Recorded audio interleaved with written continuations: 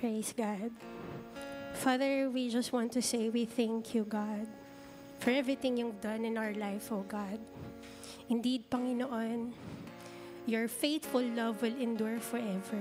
The very reason why we are here, the very reason why we gather in this place, oh God, dahil po sa pag-ibig mo, Panginoon. Kaya today, Father, prepare our hearts, Lord. Prepare our spirit, Panginoon. Prepare our body, Father, to receive so much of you po, Panginoon. Because we believe only in your presence, Lord God.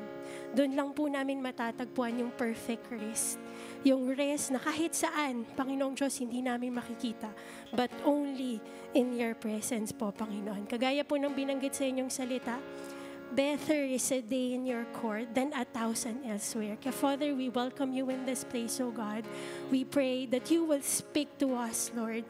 That you will deal, Panginoong Diyos, for everything that is happening in our life, Lord. That your revelation, Lord God, will be truth to us. Talagang, Panginoon, starting today, Father, we will be able to see life in a different perspective. A life, Lord God, that is so full of you po, Panginoon. Ng pag-ibig mo, ng pangako mo, Lord God, ng pathway, Father, na pinrepare mo po sa buhay ng bawat isa sa amin. Salamat po, Father God. We praise you in Jesus' name. Amen. Bigyan po natin ng isang malakas na palakpak ang ating Lord. Praise God. Praise God. Sige po, pwede na po tayong maupo. Ayan. Survey lang po. Sino dito nakarating last week? Can you raise your hand? Ayan, ang dami. So, nung nakaraang linggo, natutunan natin from the preaching ni Kuya David, it's about physical health, no? Na nakatutok tayo kung paano natin pangangalagaan yung sarili natin. Sabihin mo sa katabi mo, magaling ka na ba? Okay na ba yung katawan mo? Okay, no? So sa physical body natin, no, kasama sa hinil ng Panginoon sa atin is maalis yung anumang curses or anumang sakit na na-receive natin in our life na talagang pinagaling tayo ng Lord. But then again, na kailangan pa rin nating ingatan, no, yung sarili natin. So kailangan daw nating mag-exercise, tamang tulog, tamang pagkain. Sabi mo sa katabi mo, nakakain ka na ba? Nakatulog ka ba? Okay. Kasi kailangan pala ng katawan natin yan, no? Akala natin, hindi, superhuman tayo. Okay lang, kahit walang tulog, kaya ko yan. Pero hindi pala, no?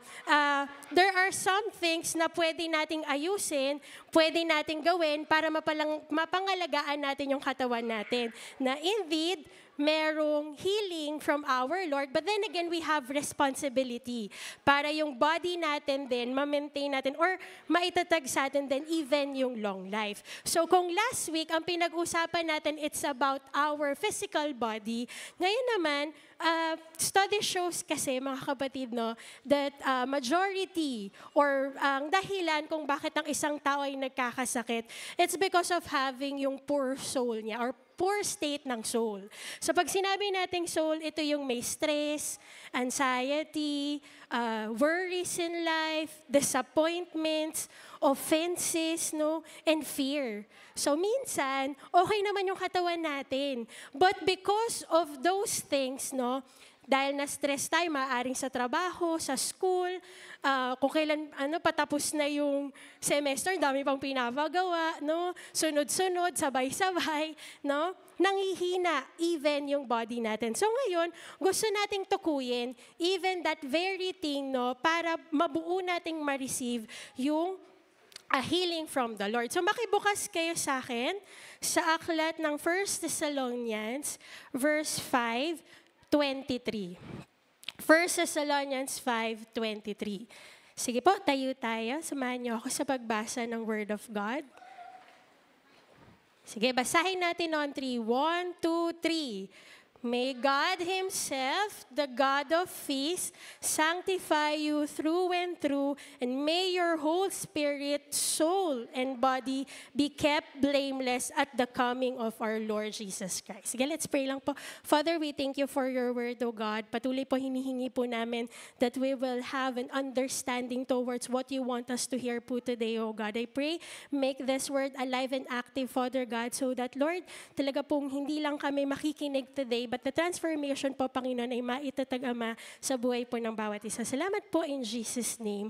Amen. Okay? So our God, ang Diyos natin, ang gusto niyang i-deal sa atin, holistic, no? Hindi lang siya after sa isang area ng buhay natin, pero according to our word, your whole spirit, soul, and body. So tayo bilang isang individual, sino dito nakakita na ng itlog, ng egg? Siyempre, lahat tayo, no? Baka magtaka tayo pag hindi natin siya nakita. Di ba ang egg, meron siyang shell, no? Tapos meron siyang white and then yung yellow, yung yolk. Tama ba? Okay. Pwede ba tayong bumili ng egg? Ate, pabili nga ng itlog, tapos ang ibibigay niya lang sa'yo yung yolk. Tatanggapin mo? Baka nga mandiri ka. Ate, ba't minuksan mo na? So, hindi natin matatawag na buo yung egg pag wala yung shell, pag wala yung white niya, diba? Kasi more likely pag nag-groceries tayo, andun talaga. So, tayo ganun din. Bilang isang tao, no, human being, meron, ang buhay natin composed din ng tatlo. Sige, tingnan natin yung next slide. Yan. So, we have yung body, yung soul, and yung spirit. So ito yung tinutukoy dun sa verse natin na may your whole spirit, soul, body be kept blameless at the coming of our Lord Jesus Christ. Madalas, no, napag-uusapan natin yung patungkol sa spirit. So kung titingnan natin dyan yung nandun sa loob, right? So spirit, when it comes to spirit, inaayos niya yung relationship natin sa Lord. So everything about our relationship with God, it means yung spirit natin. Kaya nga maririnig natin or nabasa natin sa Bible, the spirit is willing. Kasi yung spirit natin, ito yung nagde-deal with our relationship with God. But then again, hindi doon natatapos. Hindi lang yung spirit natin ang gustong ayusin ng Lord. Meron pa. Ano daw yung sumunod? Ano yung nasa second outer? Soul. Okay? And kung titingnan natin yung soul, meron siyang tatlong part. It is mind, emotion, and then yung will. So yung mind natin, ito yung iniisip. Okay? And then yung will natin, ito yung mga bagay na ginagawa natin. And yung emotion, it's about our feelings. So ibig sabihin, hindi lang gusto ng Lord iayos yung ating spirit, but even our soul. And when it comes to body, yan, yung physical body. Sige nga, ipuin mo yung katabi mo. Bye-bye. Ayan, yan yung body. So everything na nakikita natin, natatouch natin, yan. So last week, yun yung pinagtuunan natin ng pansin, yung body, no? Na ang Lord natin nagpapagaling, whatever it is. But then again, meron pang isa. At ngayon, yun yung tutukuyin natin, which is yung soul. So again, ito yung pag-uusapan natin, what I want, what I think, what I feel. Thinking, doing, and then feeling. So studies show, sige po, next slide. Sabi dito, ang mind natin kasi, kung ano yung iniisip natin, more likely, yun yung gagawin natin. So pag inisip mo, ay tinatamad ako, hindi kikilos yung katawan mo, tama? So ang battlefield is in the mind. No? So kung sinaisip mo, ay talo na ako, hindi ko na yan magagawa. Hindi mo na mabibigay yung best mo kasi yung mind mo defeated na. So study shows mental health, no? 51% daw ito sa mga estudyante, female students, meron daw anxiety and depression. So kaya pala minsan ang hirap mag-deal with sa buhay kasi there's something wrong. May mali na nangyayari sa buhay ko. And then, 39% naman of all students, symptoms show daw ng anxiety and depression. So ibig sabihin, more likely, napakadaming individual all over the globe nakaka-experience nito. That's why gusto natin siyang pag-usapan today. Na ang Lord natin, hindi lang siya concerned doon sa bagay na ginagawa natin every Sunday, but how you deal it every day. Ano bang ginagawa mo sa school? Ano bang ginagawa ko sa trabaho? Ano bang ginagawa ko sa bahay? Okay? Because again, it reflected kung kamusta yung soul natin.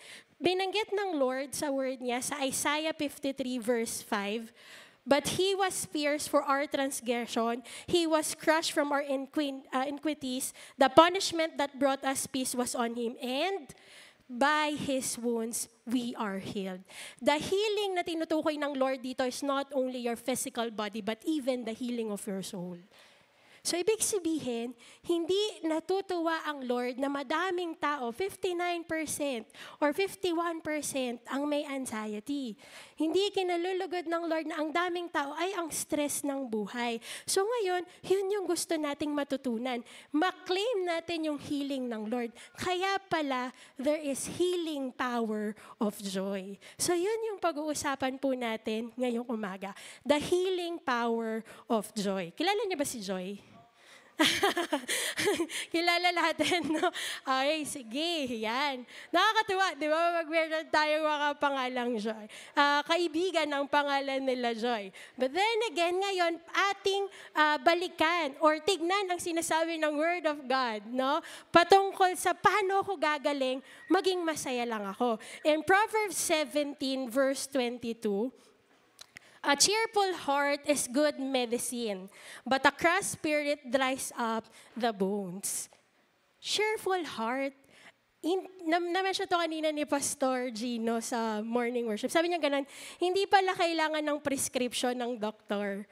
No? Hindi pala kailangan na pumunta ka sa Mercury para lang gumaling ka. But then again, even yung puso natin, yung kalalagayan ng soul natin. Kasi nga, di ba, yung emotion natin, yung mind natin, yung will natin, tumutukoy ito sa soul. So, ibig sabihin, yung paraan para ang kaluluwa natin, ang soul natin ay gumaling, ang kailangan natin, cheerful heart. So, ngayon, yun po yung pag-uusapan natin. 4 na bagay, how can I have the power of healing of joy, no? Healing of joy. So, unang bagay, joy is the result of soul that God restored. Napakasarap lang pong malaman, no, na kapag nung araw na tinanggap natin ng Lord Jesus Christ bilang ating Panginoon at tagapagligtas, pinagaling ka niya, pinalaya ka niya for everything, no? But then again, minsan hindi natin alam. Kaya hindi natin nakukuha. Say for example, niragaluhan ka ng mama mo ng cellphone, pero hindi mo binuksan. Magagamit mo ba? Hindi. No? Somehow, sayang lang. So ngayon, yan yung una nating makita. That even the joy, no, result siya. Binigay siya ng Lord sa atin. Para kasama nito yung restoration. Kaya, unang tanong sa atin, broken ka ba? Okay. May umuoo, may hindi. In Psalms 147 verse 3, mention ng Lord, He heals the broken-hearted and binds up their wounds. It is always important for us to remember yung pangako ng Lord. Na? Napakadami. Actually, kaya nga tinuturuan tayong magbasa ng Bible kasi we wanted to apply kung ano man yung na-receive natin from the Lord. At yun yung una. Pag sinabi nating brokenness, hindi lang naman yan love life, right? Sometimes pwede yan sa school or kaya sa family na broken tayo, naramdaman natin yung rejection, naramdaman natin, ay parang hindi tayo pinapahalagahan na. So kailangan makita muna natin, bakit ka malungkot? No? Bakit ka hindi masaya? Baka kasi may kailangang iayos. At yan yung una. Makita natin, ma-receive natin na may pangako ang Lord. That once you are broken, He will heal you. It needs acknowledgement from us. Minsan kasi in denial tayo, strong girl, kaya yan. Pero deep inside, wasak na, di ba? Umiiyak na. But then again, it is written, He heals, no? And binds up their wounds. Pangalawang bagay dyan, pagod ka na ba? Tingnan mo yung kapatabi mo. Mukha bang pagod? And then, diba? Sobrang fresh naman yan, no? In Matthew 11, verse 28, come to me, all you who are weary and burdened, and I will give you rest. No? Come to me. So, ibig sabihin, naiintindihan ng Lord na napapagod tayo. He created the human being, hindi robot. Actually, yung mga robot, yung mga technology, di ba, china-charge? Kasi nalolobat. What more tayo, no? Tayo din, kailangan. But then again, merong inuutos ang Lord. Para pala makalaya tayo dun sa pagod, Ayoko na, pagod na ako. Hindi mo na ako mag-church, ate, kasi pagod ako. Okay? Pero ang sabi ng Lord, ang kailangan daw natin para tayo ay lumakas ulit, anong gagawin? Come to me. And when we say come to me, we are talking about in His presence. So sa atin, in layman's term, no, worship, cell group, para po sa mga first-timer, ang cell group po, ito ay small group na kung saan nag-gather po tayo para magpalakasan, makapagkwentuhan at makapag-aral ng Word of God. Even prayer, no? And even our devotion. And then, we will receive yung restoration that coming from the Lord if we come to Him. So, ibig sabihin, meron pala tayong gagawin. Hindi tayo parang, alam niyo yan, yung familiar kayo sa story ng one tamad. Okay, yung parang andyan na yung bunga, nganga ka na lang, tas aantay mong bumagsak. Hindi pala ganon, no? We need also to take effort in order to take care of our soul. At ang isang bagay, o unang bagay na kailangan natin, dapat lagi tayong lumalapit kay Jesus. And then, ano pa? Bukod dun sa pagod ka na ba, may inaalala ka ba? Are you worries? Ang dami, no? Grades sa school, pambayad ng tuition fee, para sa mga working attends, pagka due date, ayan, malapit na, may due date na naman, no? Napakaraming uncertainty ng buhay, no? Ang daming inaalala. Minsan nga kahit isusuot mo lang pag Sunday, ay Sunday, ano kayo susuot ko? Yung anxious ka na, alalang-alala kasi di mo alam kung ano susuot mo. So tayong mga tao, minsan, no, kahit simpleng bagay, pinoproblema natin. No? Iniisip natin, ang dami nating inaalala. But then again, binention ng Lord in Philippians 4:6-7, do not be anxious about anything, but in everything, by prayer and supplication with thanksgiving, let your requests be made known to God. Sabihin mo sa Lord. Okay? Kaya minsan hindi natin nakukuha kasi hindi mo sinasabi. Magsabi ka sa Lord. So say for example, healing. Ano bang laman ng prayer mo? Ang pinagpipray mo ba, Lord, pagalingin mo ako, o Lord, pengin pambayad ng pang-hospital. Okay? So it is important din na anything, no? Alam naman ng Lord lahat. Wala tayong matatago sa Kanya. Why not sabihin na natin lahat? Sabi dito, may inaalala ka ba? May wino-worry ka ba in life? No? Present it to God. And how would you know if you have faith? No? Kasi Lord, nag-request na ako. Lord, nagsabi na ako ng mga iniisip ko. So, minention din po sa word in the following verse, and the peace of God, which surpasses all understanding, will guard your heart and your minds in Christ Jesus. So, once you pray, alam mo yan, ipagbuka lang ng bibig mo, Lord, kailangan kita. Yung mga ganong bagay, mga kapatid, bumabalik ka na kay Jesus. No? Lumalapit ka na sa Panginoon every time you pray, kahit nasan ka, kahit wala ka dito sa church. Kahit nasa kwarto ka lang, nasa biyahe ka, no? Jesus is one prayer away. Okay? So you will be able to give thanks to God kasi the peace of God will be with you. So malalaman pala natin na nailagak na natin sa Lord yung everything na nangyayari in our life kapag na-receive na natin yung peace. So hanggat hindi mo nare-receive yung peace, pray ka lang. Okay? There's nothing wrong kung paulit-ulit mo siyang nilalapit in prayer. And alam nyo, sabi ng Lord, call upon the name of the Lord and you will be saved. So ibig sabihin, God is listening. And then, every time that yung peace ng Lord na-receive natin, then He will guard your heart and your mind. So yung soul, no?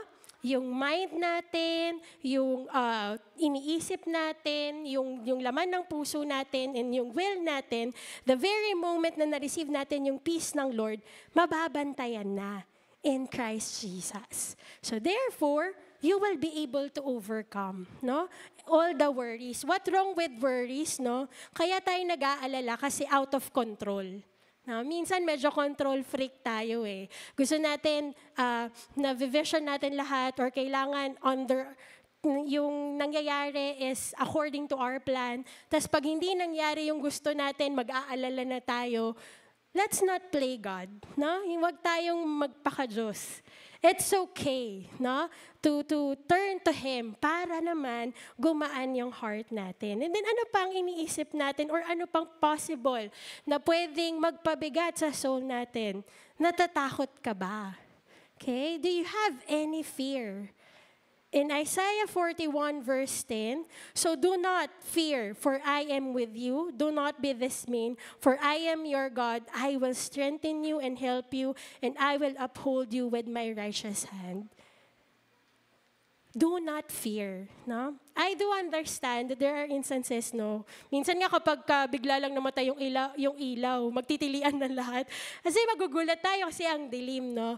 And there are instances na meron pa tayong mga kinakatakutan. But remember, God is with you.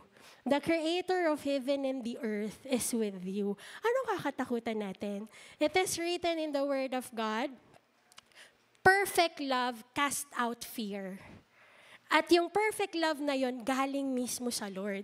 So it is important for us to remind ourselves, mahal pala ako ng Lord.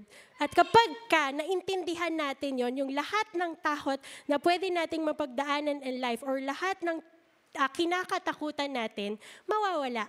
At mapapalitan siya ng fear of the Lord. Sabihin mo sa katabi mo, may kinakatakutan ka pa ba? Diba? Dapat ang Lord na lang. Amen? Because again, when we have the fear of the Lord, no, all the other fears will be despised. Pangalawa pong bagay, joy is different from happiness. No? Joy is different from happiness. So yung joy, anay natin, pag-comparein natin, what is the difference between joy and happiness? So yung joy, it is from within. No? Ang joy natin, ang pinupursu nito, eternal things, meaning to say, things of God. So, yung joy natin, kagaya ngayon, nasa conquest tayo, no? Joy natin mag-share ng Word of God. Joy natin na i-honor ang Lord in everything we do. Joy natin yung worship, di ba? Kaya pag one way, no? Grabe yung excitement ng lahat. Bakit? Kasi Lord, gusto ko mag-worship eh. That is our joy, no? But happiness is temporary, no? Kapag happiness lagi, ito yung mabilis mawala. Okay? So, ang happiness, kailangan nating habulin. Kasi nauubos. Kasi natatapos. Kaya lagi mo siyang hinahanap kasi bigla na lang, parang ngayon masaya ka, mamaya ang lungkot mo na. Diba? So, yun yung kaibahan niya. Pero, when it comes to joy, it starts from within. Kaya kanina yung illustration natin, spirit. No? So, doon nanggagaling yung joy. Yung relationship natin sa God. Okay? Kaya, napuna natin every now and then, tinatanong tayo ng mga leaders natin, how's your devotion? Ano ba yan? Check na naman devotion ko. Hindi po. Kasi, again, it is about, do you receiving yung joy ng Panginoon? Because that is what it's all about. Okay? And then, pangatlong bagay, gratitude. No? Gratitude sets the atmosphere of joy. Our perspective na may pananampalataya ang magpupush natin sa gratitude na magdadala ng joy from God sa loob natin. Ibig sabihin, pag sinabi natin gratitude, yung hindi ka nagko-compare. Okay? Yung contentment. Hindi naman ibig sabihin na, ay, okay na ako, na ganito na lang ako, hindi na ako magsastrive, hindi ko na ipupursue yung excellent. Don't get me wrong, ha? When I say contentment, no, you believe, minention ng Lord sa word niya in Romans 8:28, everything works together for the good of those who love Him. So, yung contentment mo, nangyayari to sa akin kasi inalaw ng Lord. Okay? Nangyayari to sa akin kasi naniniwala ko na mahal ako ni Jesus. So, ikabubuti ko to. It may not be good now, pero ikabubuti ko siya. So, that is yung atmosphere. Ikaw mismo yung magsiset. Pero kapag sinet mo yung atmosphere, hala, ang dami na namang problema, hala, ang lungkot naman ng buhay, okay? Mawawala sa atin yung pagpapasalamat. Kaya it is important for us na lagi tayong may pinapasalamatan. No? Kanina na-mention din ni Pastor Gino, sino dito daw thankful na gumising pa siya? Diba? Buti na lang, Lord, nagising pa ako. No? buti na lang, Lord, nakakain ako kanina, nakakainom pa ako ng tubig. Buti na lang, Lord, nakakahinga pa ako. So that alone will give you joy. Yung satisfaction. Yung being contented with what you have. But then again, hindi ibig sabihin na hindi na tayo mag-pray or hindi na natin ilalatag yung request natin sa Lord. But even that, okay, pwede nating i-present sa ating Panginoon. So, comparison and complaining is the theft of joy. No? Ninanakaw ng comparison and complain, yung kagalakan na meron tayo. Kaya be careful. Huwag tayong magko-complain. Sometimes, no, out of yung dahil laman ng puso mo, nasasabi natin. But then again, practicein natin na tayo yung mga tao na nakaka-appreciate sa lahat because that also will help us to guard our joy. Also, sign din yun ng unbelief. Okay, bakit ka nagko-complain? Ba't ka nagre-reklamo? Hindi ka ba mahal ng Lord? Wala bang plano ang God para sa'yo? Sa palagay mo ba, pinabayaan ka na niya? Iiwan ka na ba niya? Okay? So that is a sign of unbelief. At ito ang magdadala sa atin na yung lahat ng bagay na nangyayari sa atin, hindi natin magugustuhan at aayawan natin, susubuko natin. Okay? Kaya alam nyo, sa study shows din, there are 300,000 dying every day because of suicide. Bakit? Kasi hindi nila na-guard yung joy. Lalo na ngayon, mga kapatid, social media. Okay? Ay, bakit siya may magandang bahay? Bakit yung bahay namin ang pangit? Diba? Everything na nakikita natin, ginugusto natin. Tapos pag hindi natin nakuha, ay, hindi na ako mahal ng Lord. Ay, bakit ang unfair ng buhay? Okay? So because of complaining and comparing. Kaya alam nyo, yung comparison kills contentment. Comparison kills our joy. But then again, it will help us also to understand, kaya nga may Lord ka. Okay? You have access to joy because you have a direct access to God. Alam niyo before, nung nagtitesis ako, sobrang kabado kasi talaga ako kapag nagpe-present, ganyan. Tapos sabi ko yun sa kapatid ko, sabi ko sa kanya, hala, ayoko nang kinakabahan akong mag-defense. Tapos sabi niya sa akin, ba't ka kinakabahan? Inaral mo naman yan. Ginaganan niya ako. Sabi ko, hindi, natatakot ako kasi panel yan ang dami. Tapos nagkwento siya sa akin. Sabi niya sa akin, nung sa trabaho daw niya, in-interview siya kasi for a higher position, ganyan. Tapos ang tanong sa kanya, nung mga katrabaho niya, sabing ganan, bakit hindi ka kinakabahan? Kasi wala daw hint. Yan, kung kilala niyo yung kapatid ko, hindi talaga siya, ewan ko, kinakabahan ba yun? So parang ganon. But then again, alam niyo, naging sagot niya dun sa mga boss niya. Sabi niya ganon, araw-araw ko kausap yung Diyos, hindi ako kinakabahan. Kaya tao lang kayo, bakit ako kakabahan? Somehow, no, yung make sense, nga, no, tayo lagi tayong nagpipray, nagwo-worship tayo every Sunday, umaattend tayo ng cell group, everyday nagbabasa tayo ng word, bakit hindi natin sabihin sa God? Okay? Para yung anything, no, comparing and complaining na meron tayo, maalis. So once nag-compare tayo at nag-complain tayo, matatanggal na yung joy na nilagay ng Lord sa puso natin. Kaya minention ng Lord in Philippians 4:4 verse 5, rejoice in the Lord always. I will say it again, rejoice. Yung tinutukoy po ditong rejoice, it doesn't mean na, it has nothing to do with your feelings. Okay? Kasi nakita natin yung soul may tatlong part. May mind, okay, merong will, and then merong emotion. So, rejoicing is in a state of yung sa mind natin. Okay, you have to decide. Magre-rejoice ba ako o hindi? Okay? So, ibig sabihin, hindi lang siya emotion-based lang, but even our mind. So, yung masayang salita, hindi kailangan tawa ka ng tawa. Diba? Pag sinabi natin masaya kasi, ang definition natin, tumatawa, okay, bungis-ngis, ganyan. Yung masayang salita, hindi lang tawa ng tawa. Meron din masayang umiiyak. Tama ba? Kaya nga meron tayong tinatawag na tears of joy. Right? Bakit siya umiiyak? Kasi sobrang saya niya.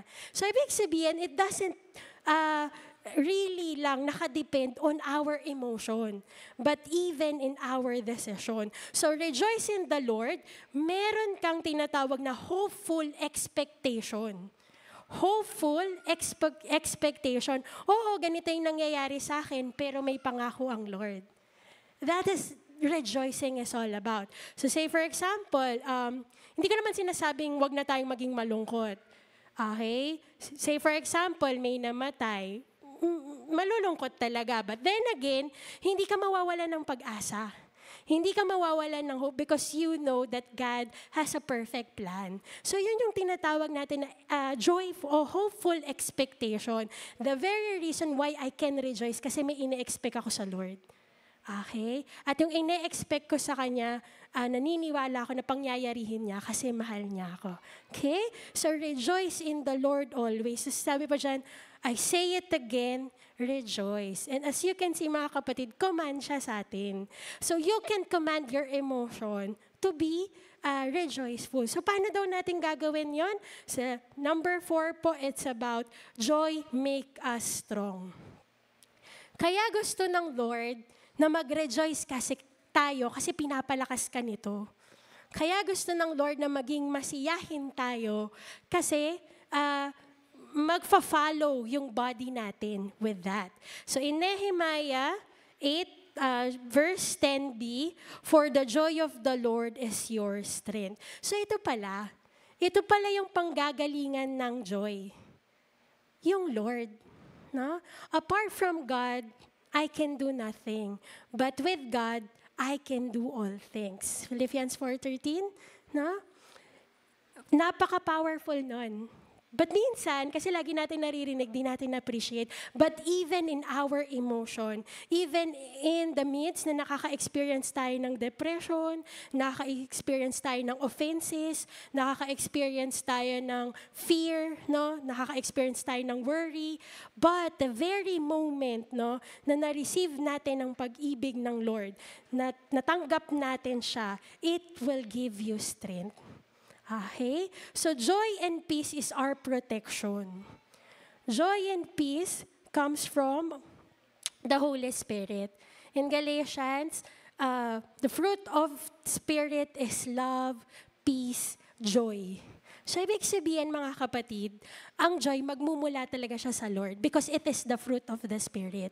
Kaya napakaganda, no, na every day we acknowledge the Holy Spirit in our life kasi it will produces yung joy.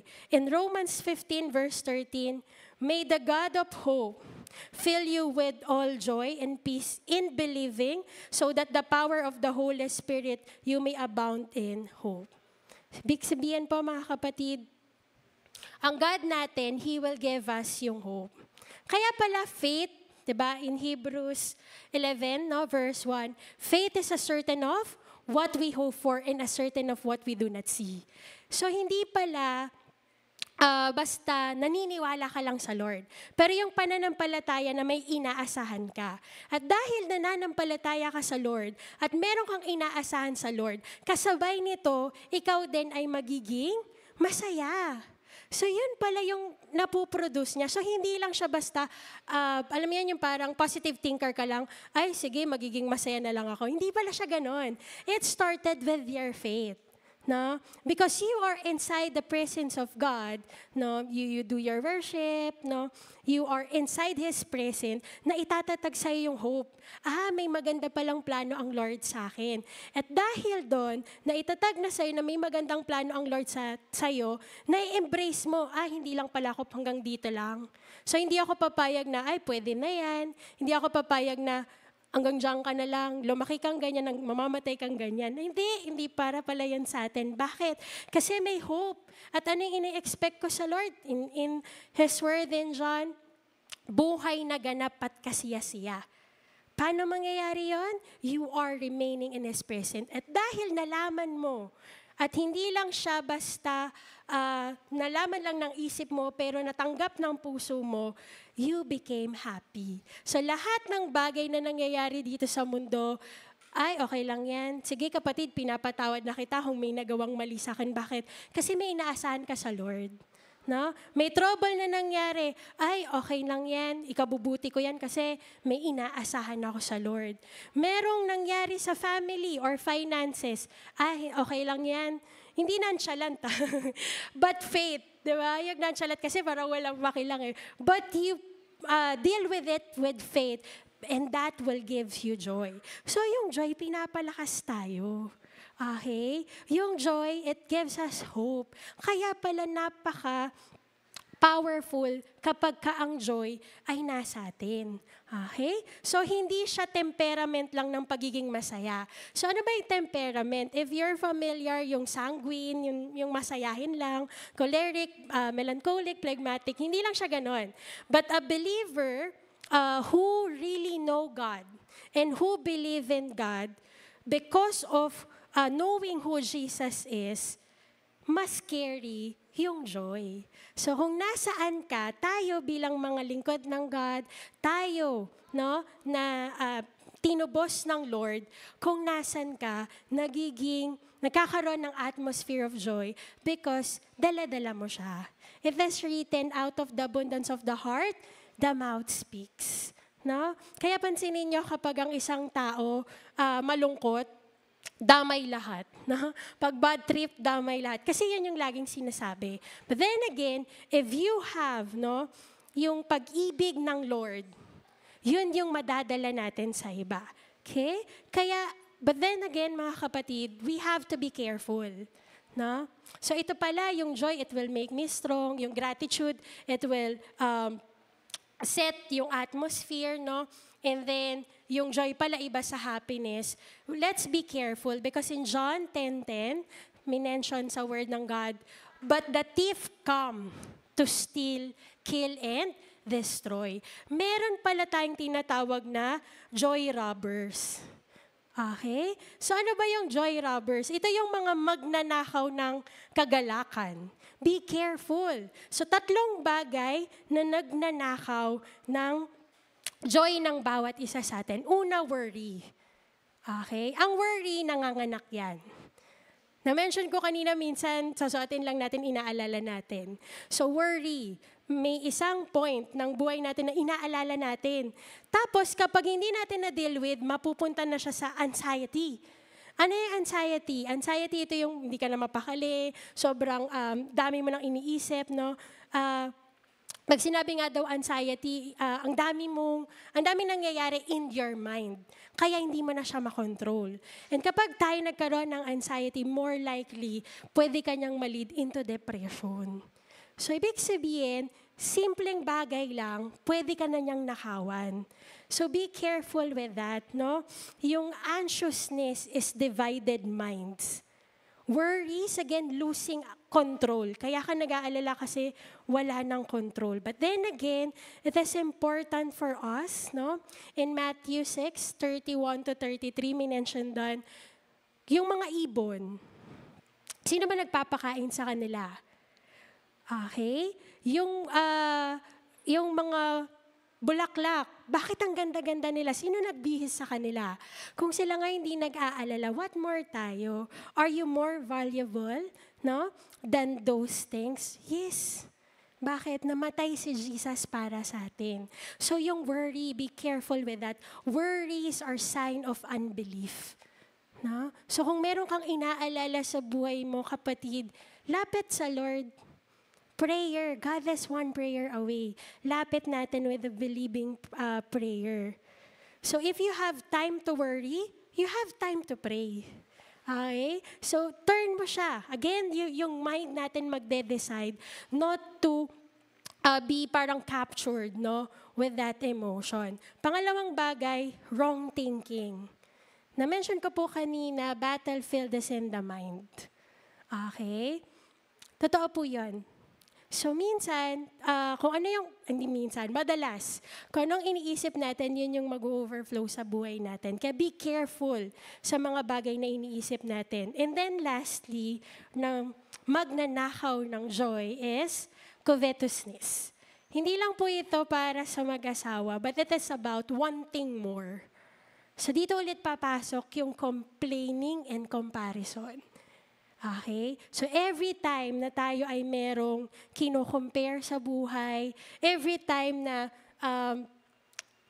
meron tayong dinedesire, tapos hindi naman siya para sa atin, it will rob our joy. Okay?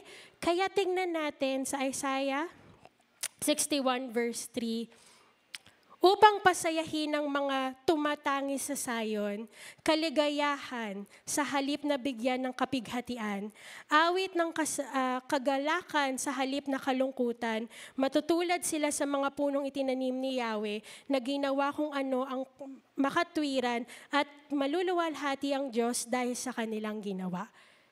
Again, we have a choice. So ngayon po, meron lang tayong papanooring video. I'm very sure na somehow nakita nyo na siya.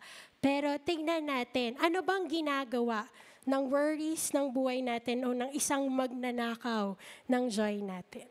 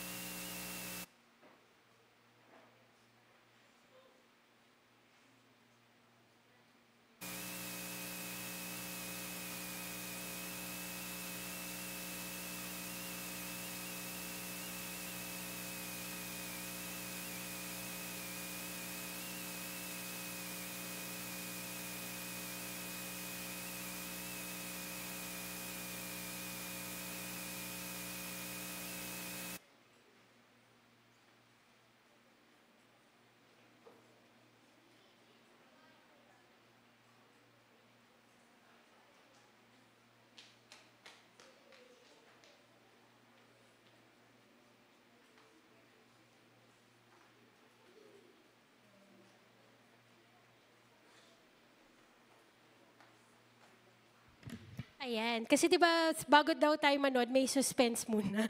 Okay? So, yan. So, meron lang tayong titignan because again, kapatid, God is so concerned about every detail ng buhay natin at kasama doon yung soul natin. Kamusta ka na ba? Alam niyo yung kamusta, ito daw yung madaling dayain. Kasi pag sinabing kamusta ka, okay lang. Pero yung totoo, deep inside your heart, what's really going on, no? Minsan, you can hide it, pero sa harap ng Lord, hindi.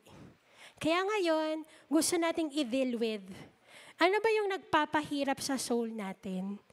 Pero kapatid, again, para mapagaling tayo, kung ano man yung nangyayari sa buhay natin, kailangan nating aminin. At kailangan natin siyang ilapit sa ating Panginoon. Kaya today, I know this is a clip, no? Anime siya actually. And baka napanood na natin, pero prayerfully natin siyang panoorin because it might be na tayo yung nakaka-experience nito. Okay? Ayan. Ayan, nakita na natin. Sige.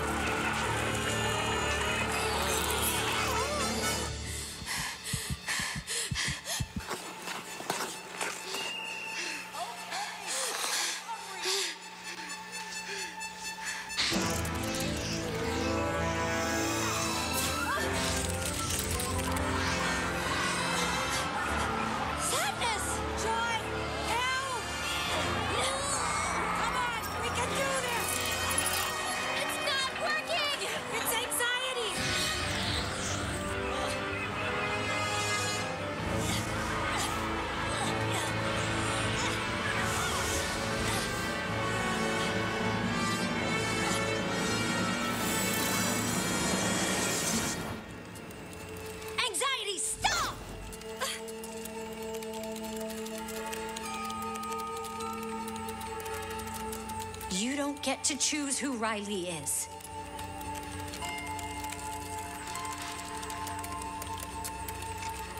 Anxiety?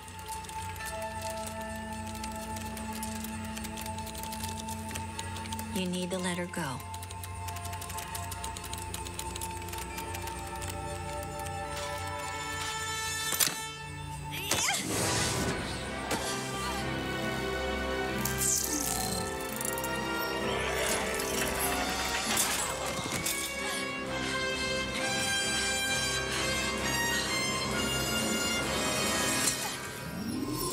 I'm a good person.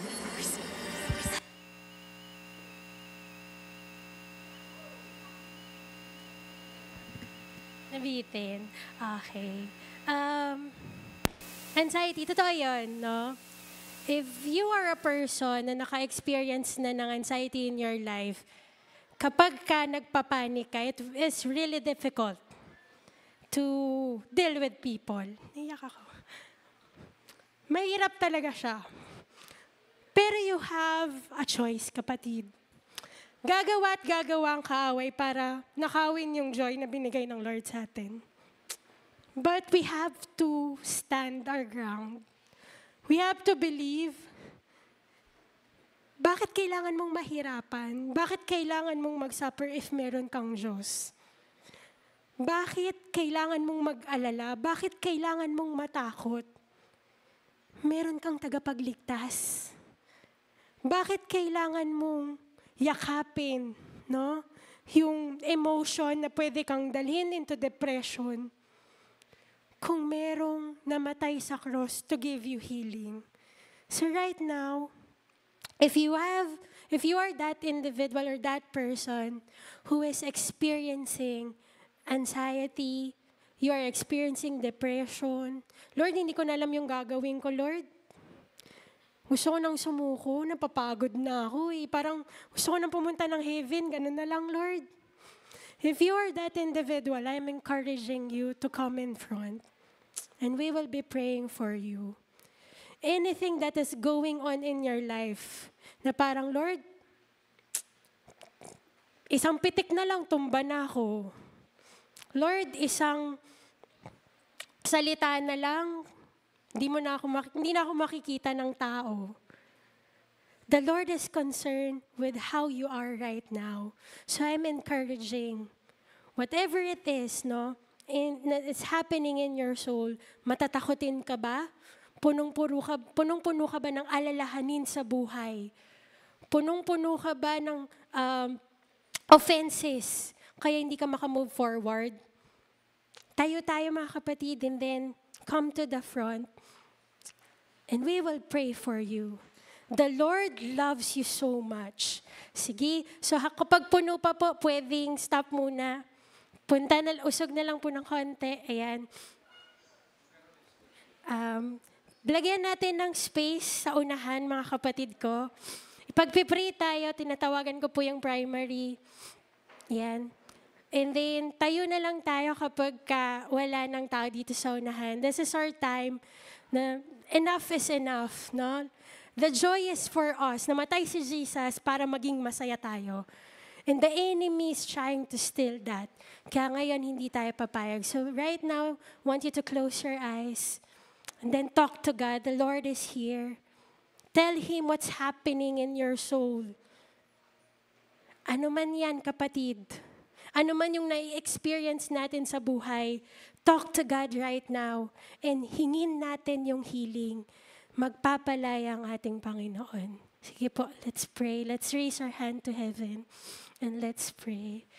Father, today po, Panginoon, nandito po kami, Father God, believing, Lord, that you are the God who heals even the deepest wound in our life, O God.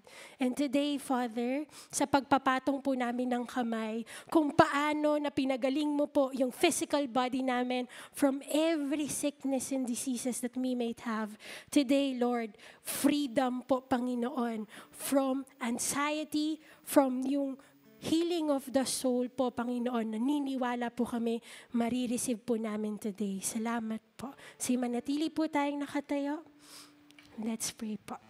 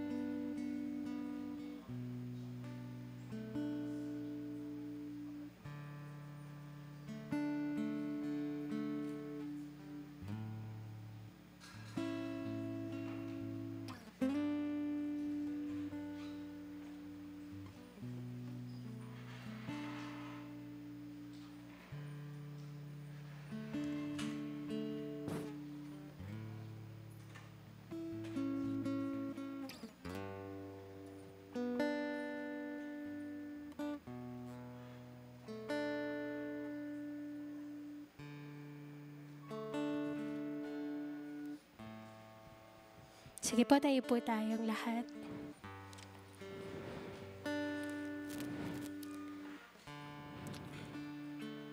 In John, the book of John, minention ng Lord, in this life, you will experience trouble. In this life, pangako yun kapatid. Sa buhay na to, may pagdadaanan tayong trouble. But, sabi ng Lord, take heart. I already overcome the world. Take heart. It means trusting God. Naniniwala ka ba na mahal ka ng Lord? Naniniwala ka ba na He will fight for you? Naniniwala ka ba na He is for you? He will provide for you. He will heal you. He will help you. Your comforter. Your constant help. And He is our Abba Father. Father God in heaven, salamat po from your word, O God. Salamat po for reminding us that we are never alone, Panginoon. Maraming bagay na pagdadaanan po kami dito sa lupa, pero salamat po because we have you, Lord God. Sabi mo po sa inyong salita in Hebrews, you will never leave us nor forsake us. Lord, patawarin mo po kami kung nakalimutan namin yon. Patawarin mo po kami, Panginoon, if there is instance in our life, Lord God, na napabayaan po namin yung relationship namin sa inyo. Inakala namin na kaya naming mag-isa. Inakala namin, Lord, na dahil sa sins namin, dahil sa katigasan ng ulo namin, hindi mo na kami mahal. But all of those, Lord God, they daya ng kaaway. Kaya po today, Father, as we declare yung Spirit ng Lord, yung joy na dala-dala mo po, Panginoon, we receive it po in Jesus' name. Kaya Lord, as what you said in your word, you heal the broken-hearted and binds up their wounds. We claim it, O God, na buo ulit yung puso namin, buo ulit yung pagkatao namin, that our mind, that our heart, Lord, belongs only to you. Kaya today, God, we pray, help us, Lord, to fight po, Panginoon, yung anumang daya ng kaaway sa buhay namin. That we will protect the joy that you given to us. At Lord, nakita po namin that the only way to protect the joy is being with Jesus. Being inside your presence. Kaya po I pray, oh God, yung excitement every day to meet you in prayer, to encounter you in our devotion, to join in prayer meeting, to attend our worship every Sunday because, Lord, pinagmamalasakitan mo po yung whole being namin. Kasama po dito ang emosyon, kasama po dito ang pag-iisip, at kasama po dito yung bawat ginagawa po namin. Father, salamat po sa salita mo, salamat po sa pag-ibig mo. And today, we declare, we are free. And we are able to love again because we are whole. Purihin ka po, Panginoon. This is our prayer in Jesus' name. Amen.